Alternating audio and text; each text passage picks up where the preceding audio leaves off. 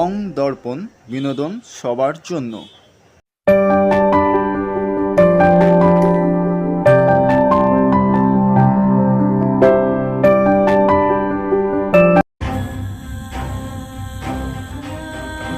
ইনারস্কেপ টুম্পা দাস এবং দীপাঞ্জন দত্ত ভৌমিকের যৌথ চিত্রকলা প্রদর্শনী অনুষ্ঠিত হলো ললিত কলা একাডেমির গ্যালারি 2-এ, যেখানে স্থান ও গতি তাদের নিজস্ব নিয়মে পরিবর্তিত হয়।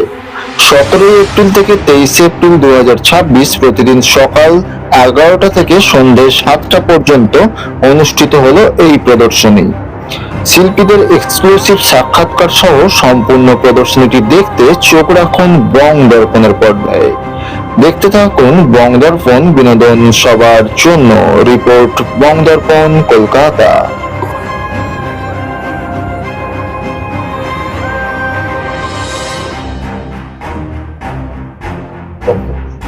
নমস্কার, আমার নাম দীপাঞ্জন দত্ত ভৌমিক। আমি গত 18 বছর ধরে একটু সিরিয়াস কাজ করার চেষ্টা করছি। বেসিক্যালি আমি রং তুলি নিয়ে খেলতে ভালোবাসি।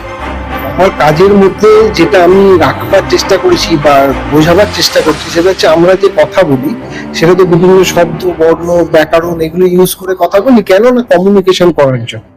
তো এইখানে এই ছবিগুলো হচ্ছে আমার কমিউনিকেশন, যেখানে আমার শেপ, কালার, এই জিনিসগুলো হচ্ছে ওই শব্দ, বর্ণ, ব্যাকরণের মতো, যেটার মধ্যে দিয়ে আমি আমার ভেতরের যে অনুভূতি বা যেটা আমি দেখছি, শুনছি, ফিল করছি, মানে চোখের দেখা হয়, মনের দেখা, সেই জিনিসটাকে আমি প্রকাশ করার চেষ্টা করছি। এটা আমার ল্যাঙ্গুয়েজ।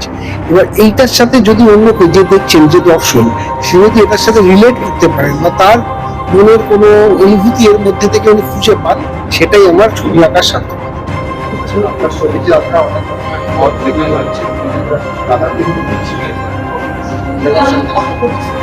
এই কালার গুলো এক একটা কিন্তু ক্যারেক্টার আমার কাছে, বা এই ফর্ম গুলো এক একটা ঘটনা বা ধরুন কোনো স্মৃতি, যে যে জায়গা থেকে আমি এই ছবিগুলো আঁকছি বা যে ল্যাঙ্গুয়েজে আমি কথা বলতে চাইছি, সেগুলো আমি প্রকাশ করছি বিভিন্ন কালার আর বিভিন্ন ফর্মের মাধ্যমে।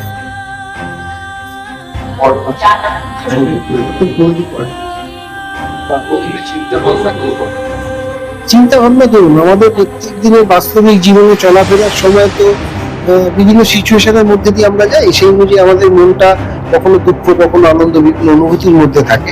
যখন আমি এত সময় পেলাম, মানে এটা আমার প্রফেশন, আমার প্রফেশন আমি থাকি, এটা শুধুমাত্র ভালোবাসার জায়গা থেকে করা। যখন বসছি তখন যে চিন্তা ভাবনাটা মাথায় আছে বা যে মুডে আমি আছি, সেই অনুযায়ী আমি আগে একটু স্কেচ করতে থাকি। এবার সেইখান থেকে তখন মনে হলো যেটা ভালো হলো, বা যেটা মনে হচ্ছে হ্যাঁ আমার কথাটা অনেকটাই ছবিটার মধ্যে দিয়ে বেরোচ্ছে, তখন সেটাকে আমি ক্যানভাসে ট্রান্সফার করি এবং সেটাকে রং করি। এবার রংটাও করতে করতে যেটা ভেবে করলাম যে এটা আমি লাল করবো বা ওটা নীল করবো, এটা হয় না। একটা রং দিলাম, তারপর আমি দেখি মানে কোন রংটা ডিমান্ড করছে তার পাশে বা আর একটা কর্নার, সেই অনুযায়ী আস্তে আস্তে ছবিটা ডেভেলপ করতে থাকে।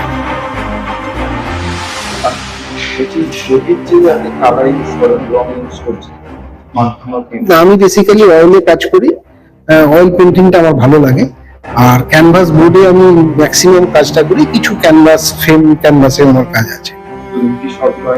হ্যাঁ, সব হয়।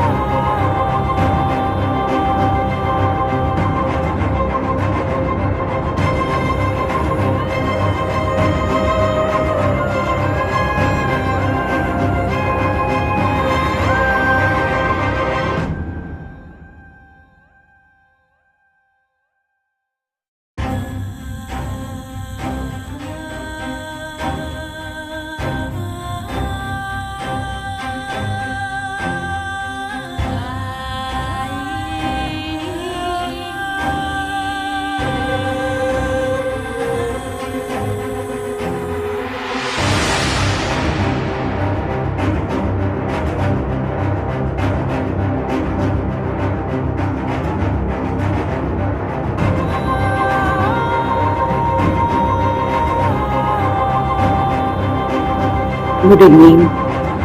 হ্যাঁ, অ্যাকচুয়ালি আমি টুম্পা দাস।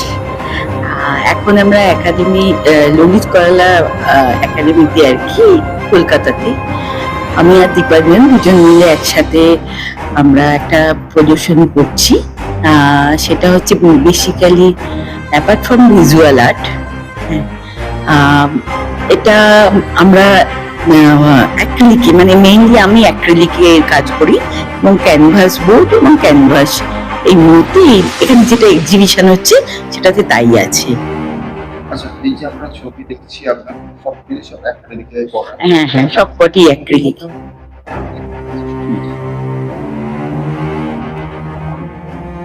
অ্যাকচুয়ালি যে ছবিটা আমি যে এখানে পেন্টিং গুলো করি সেগুলো হচ্ছে স্পেস রিলেটেড।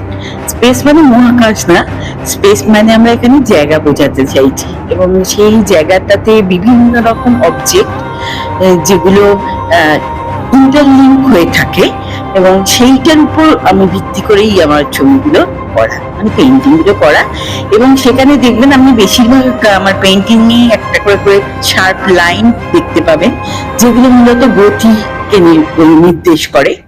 অর্থাৎ কোনো কিছুই যেরকম আমাদের একটা জায়গায় আবদ্ধ নয়, প্রতি মুহূর্তে সেটা চেঞ্জ হতে থাকে, নাথিং ইজ কনস্ট্যান্ট।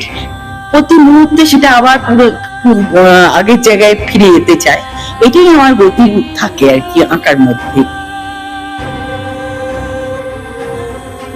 না, সেরকম টেকনিক বলতে লেয়ার আফটার লেয়ার এভাবে করতে হয় এই পেন্টিং গুলো, কারণ একবার বা দুবার এই কালার ইউজ করে খুব হার্ড হয়ে যায়। অ্যাক্রিলিক আপনারা সকলেই জানেন এমনিতেই খুব তাড়াতাড়ি হার্ড হয়ে যায়। ক্যানভাস বোর্ডের উপর পেন্টিং করতে গেলে লেয়ার আফটার লেয়ার করে করে এইগুলো করতে হয়।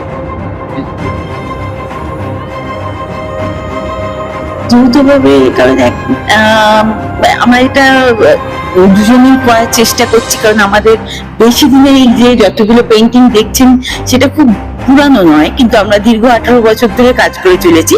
কিন্তু এইগুলো মূলত 2 বছরেরই। ওই 2 বছরে মোটামুটি এখানে এই এক্সিবিশনে 51টা পেন্টিং রয়েছে।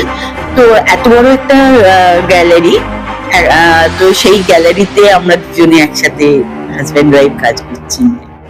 ললিতকলা একাডেমি গ্যালারিতে নতুন গ্যালারি বলা যেতে পারে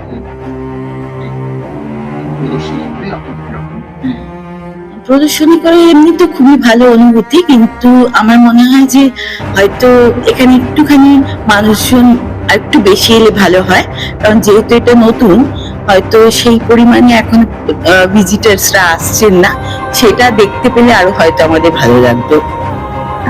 প্রদর্শনীতে এটাই আর কি, যাতে যাতে মানুষজন আসেন এবং সেটা দেখেন। তো এখনো অবধি হয়তো সেটা এতভাবে প্রচার হয়নি, কলকাতাটা যেহেতু নতুন। দিল্লিটা তো আমরা সবাই জানি যে প্রচুর বিজি থাকে, বাট কলকাতা একটু কম।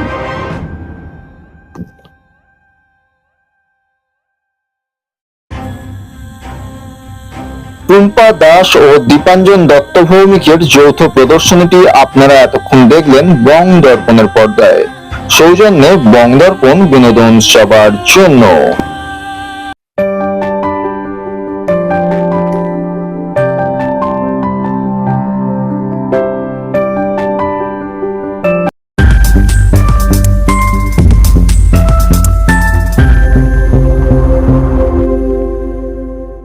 বং দর্পণ, বিনোদন সবার জন্য।